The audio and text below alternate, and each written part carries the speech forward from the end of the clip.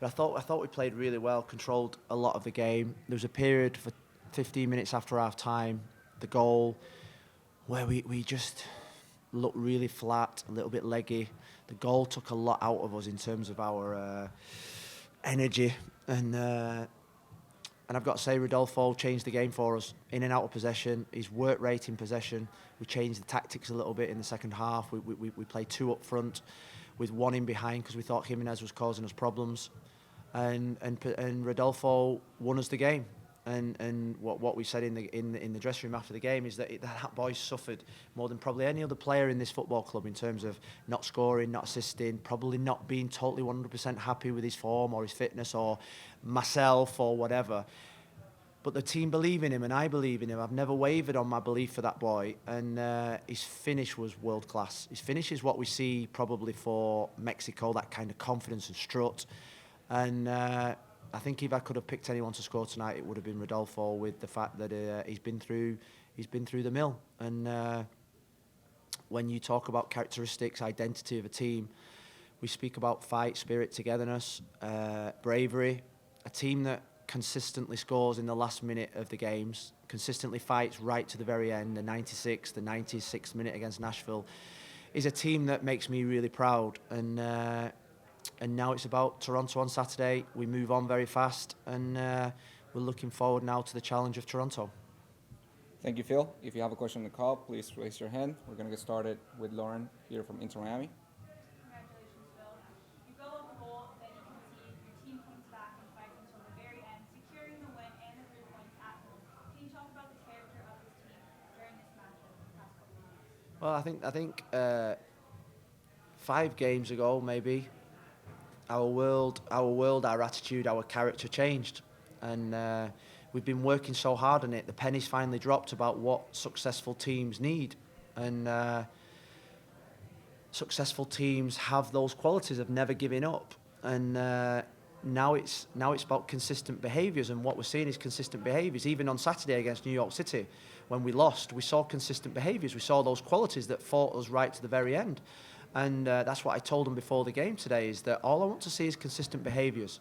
If we get the process right, if we get those things really right, then this football team will keep getting better and better, and we'll keep climbing the Eastern Conference. And now we're starting to see some consistency. And the only way you can get that consistency is just to keep proving people wrong. And when you prove people wrong, it feels and tastes a lot better. And this team have got the bit between the teeth. The squad have got the bit between the teeth. They're fighting for each other. Rodolfo, Carranza, Indiana, Federico, Jay Chapman, Breck Shea. These are players that are not on the pitch all the time, but are probably our most important players because they're keeping the beat of the dressing room going. Franco, go ahead. Thank you, Rafa. Hey, Phil, congrats on the victory. Another late one from the team. Just wanted to get your thoughts on the attack today. You guys scored 3 goals. It's your most output in a game this season. So what'd you think of the attack over the course of 9 minutes? Of course, you guys get the late goal as well off of a good sequence from Gonzalo. So there's a lot of pieces to touch on Gonzalo. Robbie, just wanted to get your overall thoughts on the attack today.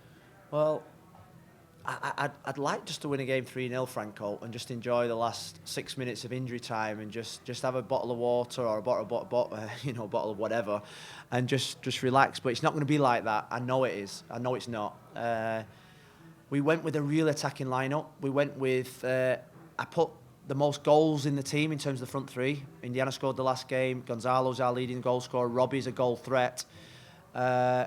And you look at the first goal, Robbie has the shot. I think Indiana he's probably the only player that probably would have been in that position to get the rebound, because he's got that knack of scoring goals and that smell. So we put as many goals on the pitch as possible.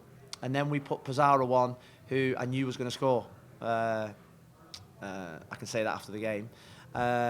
So it's important. We're not going to get anywhere without scoring goals. We need to commit more to scoring goals. And the goal scorers tonight won us the game. Next question, Mike DiPasquale, then Andrea Llanes. Mike, go ahead. Thank you, Rafa. Thank you, Phil. Congratulations. Thanks, man. Is your team starting to adapt your personality, where you have said in the past, you wear your heart on your sleeve, understanding where you're at right now to try to make this push to make the playoffs? I think when a month ago I thought the penny dropped. The month ago I thought they're beginning to understand me. A month ago I thought that we were so relentless when we lost 6 games on the bounce. We were so relentless, me, my staff, in everything we do, because I had total belief in what we were doing, and I think that relentlessness from myself and my technical staff, and the players then thought, well, do you know what? We're beginning to understand. The change of system really helped, I've got to say.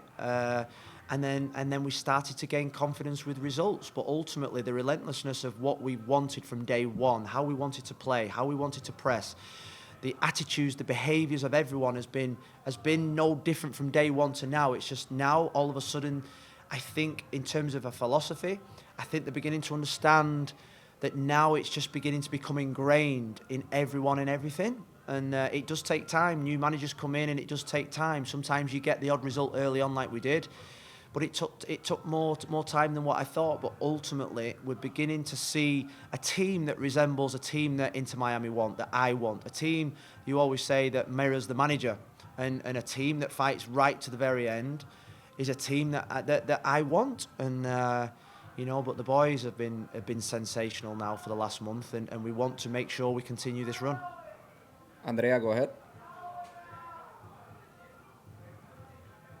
Good night, Phil. Congrats on the win. I wanted to ask you, I'm very, I don't know what the word is in English, but I like your description, what you talk when you first sat on the podium. I wanted to ask you, what were your instructions for the changes? Because I believe that the win today, it comes because you read the game correctly. You made the right changes at the right time, and you read the game correctly, and you have an importance like, I don't know how to say the word in English. It's like confianza, if you understand that word in Spanish, yeah. in Pizarro and in Ulloa, who were on the starting 11 last game, but tonight they started from the bench, but they resolved the game. Thank you. They did. And I go back to the start of the season. We went to Nashville. We had no players. We had no centre forwards available, and what I've got at this moment in time, I've got such a selection. Look, it takes 24 to 48 hours to finally get around to what the team is, because we've got so many options. Is it Pizarro? Is it Indiana? Is it Morgan? Is it Kelvin Leardom? Is it the 3 centre backs? McCoon is playing outstanding football. So I've got competition in every area now. So when the game starts, I know, and we know as a technical team, that we have real major options on the bench to come on and affect the game. We spoke before the game about those options, about Breck Shea coming on, Pizarro and Victor, and about how long Robbie and Vasilev could go for. But ultimately, you've got players on the bench that could come on and make an impact. I don't think we had that at the start of the season. And because we've got 2 players for every position, because we've got real competition for places, the performance levels have gone through the roof. And I still think there's miles more to come from this football team. I don't think we're anywhere near the levels that what we can reach, and that is the most exciting thing. Next question, Hunter. Yeah, Phil, we saw on the broadcast David Beckham behind you on the bench tonight with some very emotional reactions. How has his passion around the team affected your players recently? I think it's been a positive. He's passionate. He wants his football club to do well. He loves those players.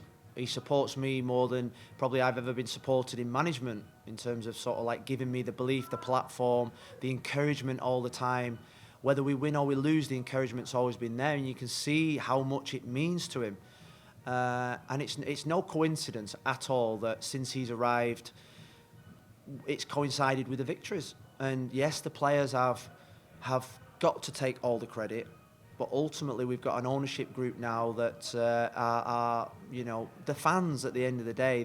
If they weren't sat in the box next to me, they'd be behind the goal with La Familia. And, but they're just good people. Last 2 questions, Frank on the mic.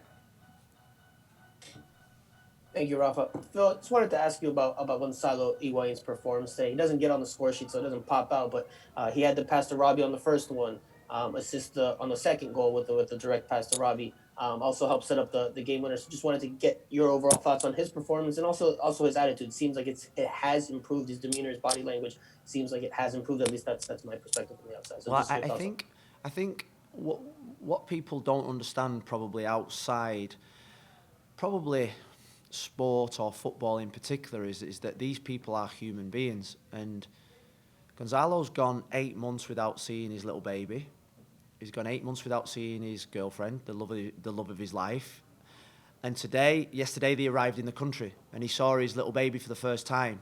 Now, I don't care how hard you are, how soft you are, that would give you a lift in life, or that would affect you if they're not involved in your everyday life. He said to me before the game that even just having a room in his house that was full of toys, that was messy, that was mucky, was something that inspired him, that made him so proud.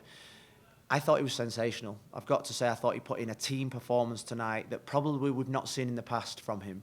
And he's a dream to have around. I love managing him. We have a brilliant relationship. His quality on the ball sets him apart from most players in the league. The ability to play the pass, the ability to find space, the ability to score a goal or set up a goal. You know, the way that he receives it, he doesn't need to look around and see Robbie Robinson to his left-hand side. He knows that's what top footballers have. They have an awareness and a picture around themselves, and that's what Gonzalo has. And what I would say now with his family really settled, his father's here as well, I think he'll only get better and better. And at the start of the week, when I thought, could he play 3 games in a week? Could he get through all 3 games? You think to yourself now, you know, he has to play. He has to play because he's got that confidence, momentum, and that bit between his teeth. Last question, Mike. Thank you, Rafa. Phil, we had talked before the New York City FC game where you said that there would be different lineups over the next 3 games, one in New York City, next 2 at home. Will you continue, in your words, look into the eyes of your players and decide who has that, your words, hunger to go out there understanding the situation? Yeah, I will. And we also have to look at fatigue, the levels of recovery. You know, it's 2 days recovery now. Toronto have got the same. You know, so we're both in the same boat really. We both played Saturday. We both played Wednesday. It's about now picking the freshest team on Saturday. We've got fresh players that want to come in and play, I've got to say. And it's now about recovery, picking the best team, picking the hungriest team to go out there and win the game of football. And like I say, it won't be the starting 11 that will finish the game. This game's going to, all 16 players will be used, and our match winners, our substitutes. I don't like calling them substitutes. I like calling them game changers. That's what I call them because I think they are game changers. The match winners that'll come on and win us a game. Indiana's done it. Fede's done it in the past. Pizarro's done it today. And on Saturday we'll need them again. It could be a game where Carranza starts, where Carranza gets his goal, where Carranza gets that boost that he needs. So we've got momentum and we want to keep that going.